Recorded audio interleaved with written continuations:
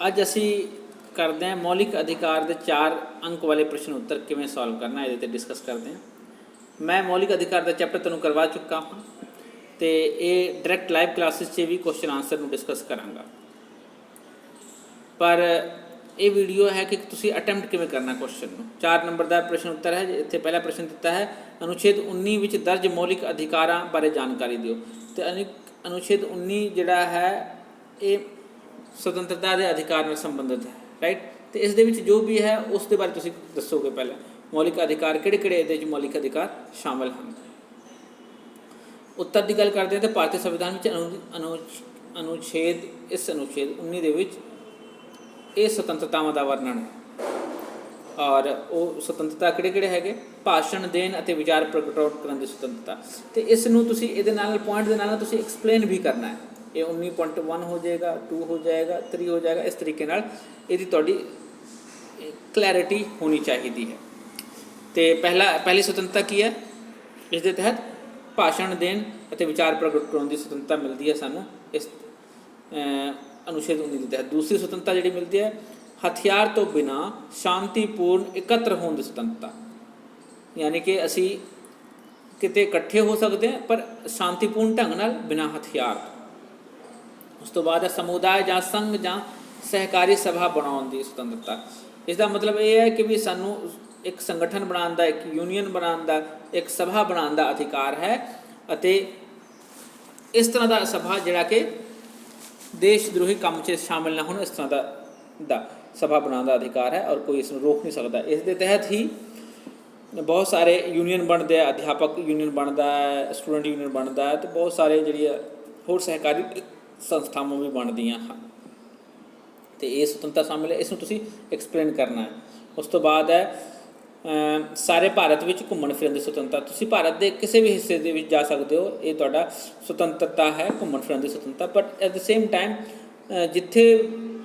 ਜਿਹੜਾ ਏਰੀਆ ਵਰਜਿਤ ਹੈ ਉੱਥੇ ਤੁਸੀਂ ਨਹੀਂ ਜਾ ਸਕਦੇ ਹੋ। ਮੰਨ ਲਓ ਕੋਈ ਮਿਲਟਰੀ ਏਰੀਆ ਹੈ, ਕੋਈ ਸੀਕਰੇਟ ਏਰੀਆ ਹੈ, ਕੋਈ ਅਨੁਸੰਧਾਨ ਜਾਂ ਰਿਸਰਚ ਸੈਂਟਰਸ ਹੈ ਜਿੱਥੇ ਕਿਸੇ ਨੂੰ ਅਲਾਓ ਨਹੀਂ, ਉੱਥੇ ਨਹੀਂ ਜਾ ਸਕਦੇ ਹੋ।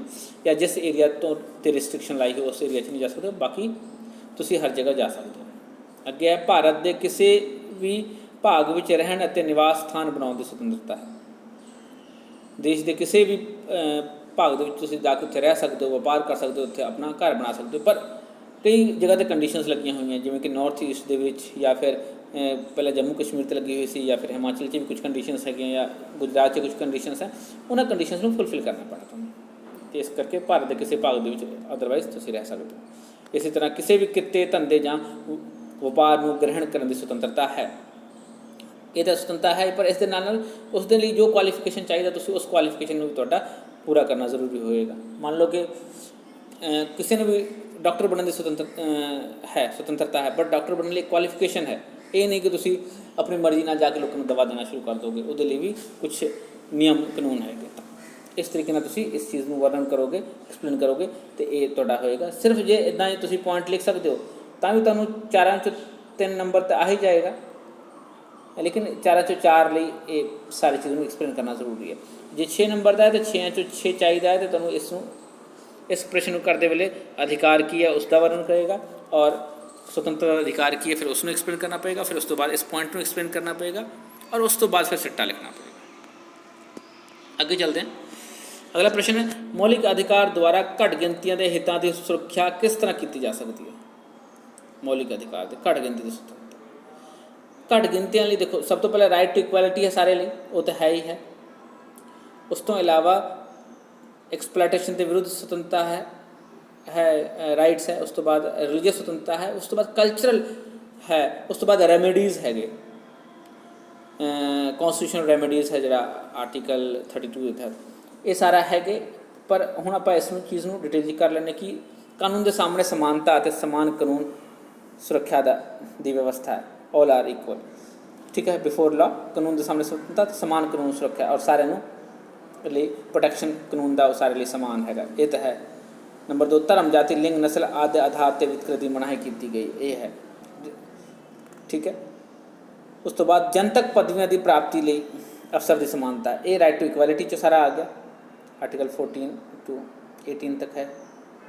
ਉਸ ਤੋਂ ਬਾਅਦ ਧਰਮ ਦੀ ਸੁਤੰਤਰਤਾ ਆਰਟੀਕਲ 25 ਤੋਂ 28 ਤੱਕ ਹੈ, ਰਾਈਟ। ਉਸ ਤੋਂ ਬਾਅਦ ਹੈ ਆਪਣੀ ਭਾਸ਼ਾ, ਲਿਪੀ ਅਤੇ ਸੱਭਿਆਚਾਰ ਨੂੰ, ਇਹ ਆਰਟੀਕਲ 29 30 ਨਾਲ ਸੰਬੰਧਿਤ ਹੈ। ਧਰਮ, ਨਸਲ, ਜਾਤ, ਭਾਸ਼ਾ ਆਧਾਰ ਤੇ ਵਿਦਿਅਕ ਸੰਸਥਾਵਾਂ 30 ਨਾਲ ਸੰਬੰਧਿਤ ਹੈ। ਔਰ ਵਿਦਿਅਕ ਸੰਸਥਾਵਾਂ ਸਥਾਪਿਤ ਕਰਨ ਤੇ ਉਹਨਾਂ ਇਹ ਵੀ ਇਹਦੇ ਨਾਲ ਸੰਬੰਧਿਤ ਹੈ, ਆਰਟੀਕਲ 29 to 30 ਨਾਲ ਸੰਬੰਧਿਤ ਹੈ। ਤੇ ਇਹ ਤੁਹਾਨੂੰ ਪੁਆਇੰਟ ਯਾਦ ਹੋ ਗਿਆ। ਔਰ ਇਸ ਤੋਂ ਇਲਾਵਾ ਤੁਸੀਂ ਇਸ ਨੂੰ ਐਕਸਪਲੇਨ ਕਰ ਦਿੰਦੇ ਹੋ ਔਰ ਆਰਟੀਕਲ ਲਿਖ ਦਿੰਦੇ ਹੋ। ਤੇ 6 ਨੰਬਰ ਦਾ ਕੁਐਸਚਨ ਹੈ ਤਾਂ ਵੀ 6 'ਚੋਂ 6 ਆਉਣਗੇ, ਇੱਕ ਵੀ ਨੰਬਰ ਵੀ ਨਹੀਂ ਘਟੇਗਾ ਤੁਹਾਡਾ। ਔਰ ਜੇ ਨਹੀਂ ਹੈ ਤਾਂ ਫਿਰ ਜੇ ਪੁਆਇੰਟ ਹੀ ਤੁਹਾਨੂੰ ਯਾਦ ਆ ਰਿਹਾ ਆਪਣੇ ਵੱਲੋਂ, ਤੁਸੀਂ ਉਹ ਵੀ ਲਿਖ ਦਿੰਦੇ ਹੋ ਤਾਂ ਵੀ ਤੁਹਾਡੇ 70-80% ਨੰਬਰ ਤੋਂ ਘੱਟ ਨਹੀਂ ਆਉਣਗੇ। ਉਸ ਤੋਂ ਬਾਅਦ ਸਿੱਖਿਆ ਦੇ ਅਧਿਕਾਰ ਤੇ ਇੱਕ ਨੋਟ ਲਿਖੋ। ਤੇ ਸਿੱਖਿਆ ਦਾ ਅਧਿਕਾਰ ਜਿਹੜਾ ਹੈ ਬੇਸਿਕਲੀ ਤੁਹਾਨੂੰ ਪਤਾ ਹੈ ਕਿ 86ਵੀਂ ਸੰਵਿਧਾਨਕ ਸੋਧ ਹੋਇਆ ਸੀਗਾ 2002 ਦੇ ਵਿੱਚ। ਇਹ ਉਦੋਂ ਇਸ ਨੂੰ ਸ਼ਾਮਿਲ ਕੀਤਾ ਗਿਆ ਸੰਵਿਧਾਨ ਦੇ ਵਿੱਚ। ਔਰ ਅਨੁਛੇਦ ਯਾਨੀ ਕਿ ਆਰਟੀਕਲ 21A ਜਿਹੜਾ ਕਿ ਸੰਵਿਧਾਨ ਦੇ ਭਾਗ 3 'ਚ ਹੈ, ਰਾਈਟ ਟੂ ਲਾਈਫ ਦੇ ਤਹਿਤ ਹੈ, ਲਾਈਫ ਐਂਡ ਲਿਬਰਟੀ ਦੇ ਤਹਿਤ ਹੈ, ਉਸ ਦੇ ਵਿੱਚ ਦਰਜ ਹੈ, ਵਿੱਚ ਮੌਲਿਕ ਅਧਿਕਾਰ ਮੰਨਿਆ ਗਿਆ ਹੈ, ਜਿਸ ਦੇ ਵਿੱਚ 6 ਤੋਂ ਲੈ ਕੇ 14 ਸਾਲ ਦੇ ਬੱਚਿਆਂ ਨੂੰ ਮੁਫਤ ਅਤੇ ਜ਼ਰੂਰੀ ਸਿੱਖਿਆ ਦਾ ਅਧਿਕਾਰ ਦਿੱਤਾ ਗਿਆ। ਇਸ ਨਾਲ ਹੀ ਇਹ ਵਿਵਸਥਾ ਕੀਤੀ ਗਈ ਹੈ ਕਿ ਬੱਚਿਆਂ ਦੇ ਮਾਤਾ ਪਿਤਾ ਅਤੇ ਉਹਨਾਂ ਦੇ ਸਰਪ੍ਰਸਤ ਦੀ ਵੀ ਇਹ ਕਰਤੱਵ ਹੋਏਗੀ। ਇਹ 11ਵਾਂ ਕਰਤੱਵ ਹੈ ਧਾਰਾ 51A ਦੇ ਤਹਿਤ, 51A। ਔਰ ਮੌਲਿਕ ਕਰਤੱਵ ਦੇ ਵਿੱਚ ਹੈ। ਟੋਟਲ ਮੌਲਿਕ ਕਰਤੱਵ ਪਹਿਲੇ 10 ਸੀਗੇ ਅਤੇ ਇਸ ਨੂੰ ਸ਼ਾਮਿਲ ਕਰਕੇ 11 ਹੋ ਗਿਆ। ਇਹਦੇ ਤਹਿਤ ਵੀ ਸਿੱਖਿਆ ਦੇ ਅਧਿਕਾਰ ਤੇ ਨੂੰ ਤਰਜੀਹ ਦਿੱਤੀ ਗਈ ਹੈ। ਔਰ ਪੇਰੈਂਟਸ ਦੀ ਕਰਤੱਵ ਬਣਾਈ ਹੈ ਕਿ ਬੱਚਿਆਂ ਨੂੰ ਅਜਿਹੇ ਅਵਸਰ ਉਪਲਬਧ ਕਰਵਾਏਗਾ ਜਿਸ ਦੇ ਫਲਸਰੂਪ ਬੱਚੇ ਵਿੱਦਿਆ ਪ੍ਰਾਪਤ ਕਰ ਸਕਣ। ਇਸ ਤਰ੍ਹਾਂ ਐਕਸਪਲੇਨ ਕਰ ਦੋਗੇ ਤੇ ਇਸ ਤੋਂ ਵੱਡਾ ਵੀ ਹੋ ਜਾਏਗਾ ਲਗਭਗ 1 ਪੇਜ ਦਾ, ਤੇ ਤੁਹਾਡੇ ਮਾਰਕਸ ਫੁੱਲ ਆਊਟ ਆਫ ਫੁੱਲ।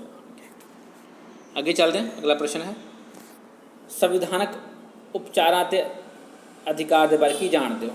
ਹੁਣ ਦੇਖੋ ਅਨੁਛੇਦ 32 ਐਂਡ 26। 32 ਇਹ ਫੰਡਾਮੈਂਟਲ ਰਾਈਟ ਦਾ ਹਿੱਸਾ ਹੈ ਔਰ 226 ਇਹਦੇ ਤਹਿਤ ਤੁਸੀਂ ਹਾਈ ਕੋਰਟ 'ਚ ਜਾ ਸਕਦੇ ਹੋ, ਦੋਨਾਂ ਦੇ ਤਹਿਤ। ਔਰ ਇਹ ਫੰਡਾਮੈਂਟਲ ਰਾਈਟਸ ਦਾ ਹਿੱਸਾ ਹੈ। ਅਨੁਛੇਦ 32 ਵਿੱਚ ਵਿਵਸਥਾ ਕੀਤੀ ਗਈ ਹੈ ਕਿ ਨਾਗਰਿਕ ਆਪਣੇ ਮੌਲਿਕ ਅਧਿਕਾਰਾਂ ਨੂੰ ਲਾਗੂ ਕਰਵਾਉਣ ਲਈ ਸਰਵਉੱਚ ਅਦਾਲਤ ਦੀ ਸ਼ਰਨ ਲੈ ਸਕਦੇ ਆ ਅਤੇ 226 ਦੇ ਤਹਿਤ ਉੱਚ ਅਦਾਲਤ ਵਿੱਚ ਜਾ ਸਕਦੇ ਆ। ਅਤੇ ਨਾਗਰਿਕ ਜਿਹੜੇ ਆ ਆਪਣੇ ਮੌਲਿਕ ਅਧਿਕਾਰਾਂ ਨੂੰ ਲਾਗੂ ਕਰਵਾ ਸਕਦੇ ਆ ਅਤੇ ਇਹ ਲਾਗੂ ਕਰਵਾਉਣ ਲਈ ਅਦਾਲਤਾਂ ਦੇ ਦੁਆਰਾ ਹੇਠ ਲਿਖੇ ਆਦੇਸ਼ ਜਾਰੀ ਕਰਵਾ ਸਕਦੇ ਆ।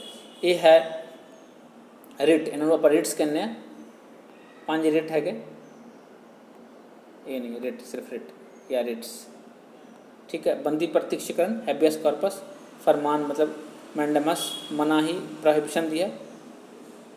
ਉਤਪ੍ਰੇਖਣ ਲੇਖ ਹੈ, ਇਹ ਹੈ ਇੰਗਲਿਸ਼ 'ਚ ਨੂੰ ਕੀ ਕਹਿੰਦੇ, ਅਧਿਕਾਰ ਪਿਰਡਾ ਲੇਖ, ਇਹ ਤਾਂ ਸਰਟੀਓਰਰੀ ਹੈ। ਔਰ ਉਤਪ੍ਰੇਖਣ ਵਾਲੇ ਨੂੰ ਇੰਗਲਿਸ਼ 'ਚ ਭੁੱਲ ਗਿਆ ਮੈਂ, ਹੈਬੀਅਸ ਕਾਰਪਸ, ਮੈਂਡੇਮਸ, ਉਸ ਤੋਂ ਬਾਅਦ ਹੈ ਪ੍ਰੋਹਿਬਿਸ਼ਨ, ਸਰਟੀਓਰਰੀ, ਕਿਉ ਵਾਰੰਟ, ਇਸ ਕਿਉ ਵਾਰੰਟ। ਅਤੇ ਇਹ 5 ਤਰ੍ਹਾਂ ਦੇ ਰਿਟਸ ਹੈਗੇ। ਇਹ ਲਾਗੂ ਕਰਵਾ ਕੇ ਤੁਸੀਂ ਜਿਹੜਾ ਹੈ ਆਪਣੇ ਜਿਹੜੀ ਹੈ ਸੰਵਿਧਾਨਕ ਉਪਚਾਰ ਕਰਵਾ ਸਕਦੇ ਹੋ, ਕੋਰਟ ਰਾਹੀਂ ਆਪਣੇ ਰਾਈਟਸ ਨੂੰ ਲਾਗੂ ਕਰਵਾ ਸਕਦੇ ਹੋ, ਠੀਕ ਹੈ। ਇਹ ਸਨ ਕੁਝ ਸਵਾਲ ਜਿਹੜੇ 4 ਨੰਬਰ ਦੇ ਔਰ ਚੈਪਟਰ ਆਪਣਾ ਫੰਡਾਮੈਂਟਲ ਰਾਈਟ ਵਿੱਚੋਂ। ਮਿਲਾਂਗੇ ਹੋਰ ਸਵਾਲਾਂ ਦੇ ਨਾਲ ਅਗਲੀ ਵੀਡੀਓ 'ਚ। Till then take care, bye bye.